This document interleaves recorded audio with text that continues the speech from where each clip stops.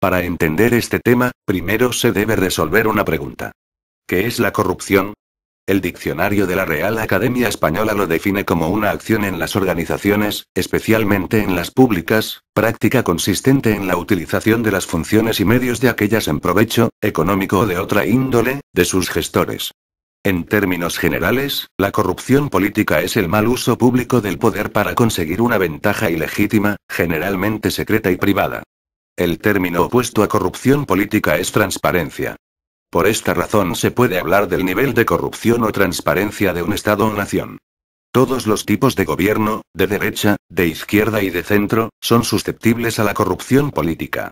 Las formas de corrupción varían, pero las más comunes son el uso ilegítimo de información privilegiada, el tráfico de influencias, el pucherazo, el patrocinio, sobornos, extorsiones, influencias, fraudes, malversación, la prevaricación, el caciquismo, el compadrazgo, la cooptación, el nepotismo y la impunidad. La corrupción facilita a menudo otro tipo de hechos criminales como el tráfico de drogas, el lavado de dinero y la prostitución ilegal. Aunque no se restringe a estos crímenes organizados, y no siempre apoya o protege otros crímenes. El concepto de corrupción difiere dependiendo del país o la jurisdicción. Lo cierto es que algunas prácticas políticas pueden ser legales en un lugar e ilegales en otros.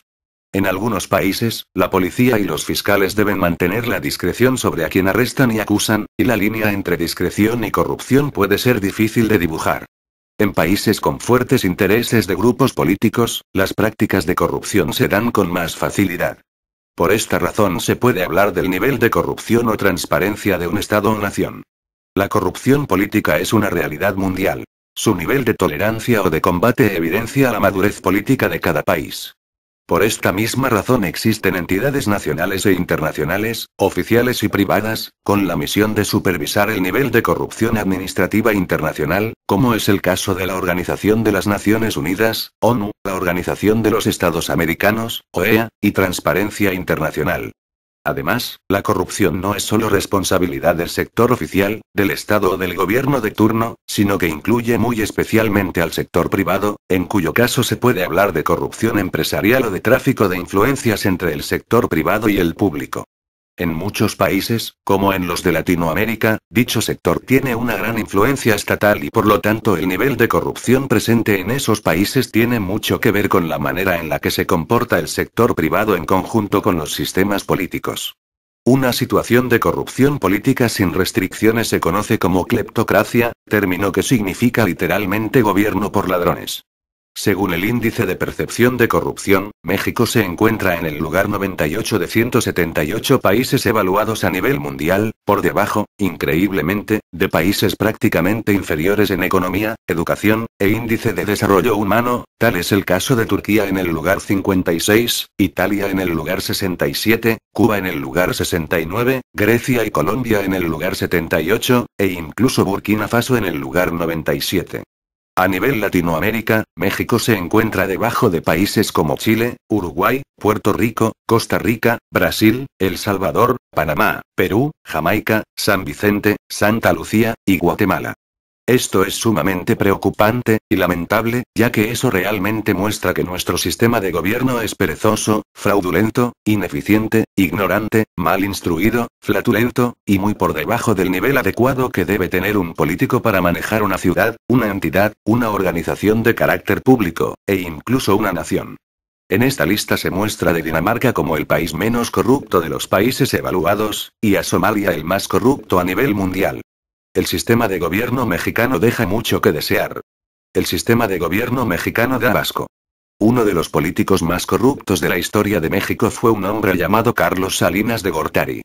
Apodado ahora como la Rata Pelona, es un economista mexicano que ocupó la presidencia de México del 1 de diciembre de 1988 al 30 de noviembre de 1994.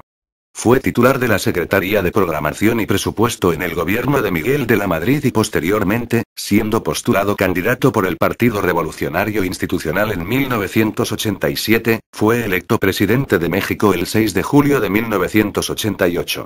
El 1 de marzo de 1995, el expresidente Salinas de Gortari se declaró en huelga de hambre durante 36 horas.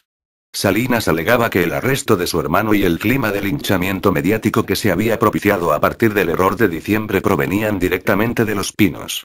El 3 de marzo de 1995, tras una reunión en la residencia oficial, Salinas abandonó el país para regresar solo esporádicamente por asuntos familiares durante el sexenio de Zedillo.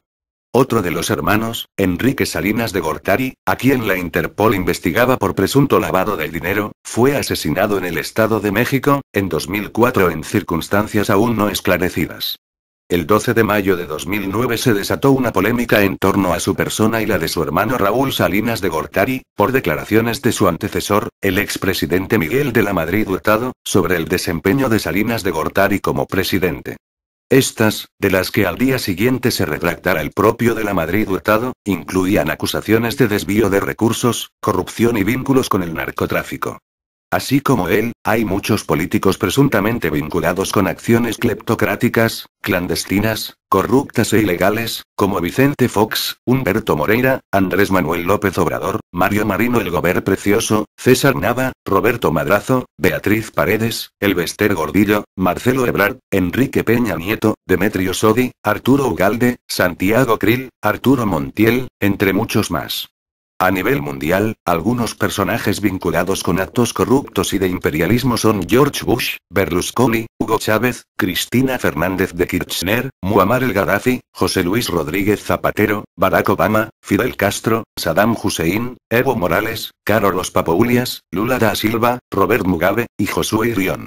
Una de las posibles soluciones de la corrupción es preparar de forma eficiente a la población joven para que puedan manejar el gobierno del país de manera prudente y efectiva, poner sanciones a las personas que se les sorprenda haciendo actos delictivos y poder decidir ser el mejor representante posible, exigir a los gobiernos que cumplan su labor y que utilicen de manera correcta nuestro pago de impuestos. Sin embargo, a nivel individual podemos contribuir respetando la ley y cumplir con la sanción en cuestión sin tratar de evadirla sobornando a los funcionarios. Y lo más importante, educar a nuestros hijos para que no cometan actos ilícitos, en caso de cometerlos pagar la respectiva sanción, sin dar a tole con el dedo, sin importar ningún esfuerzo o presión pública. Si no lo evitamos de manera individual no lograremos cambiar nada en el país.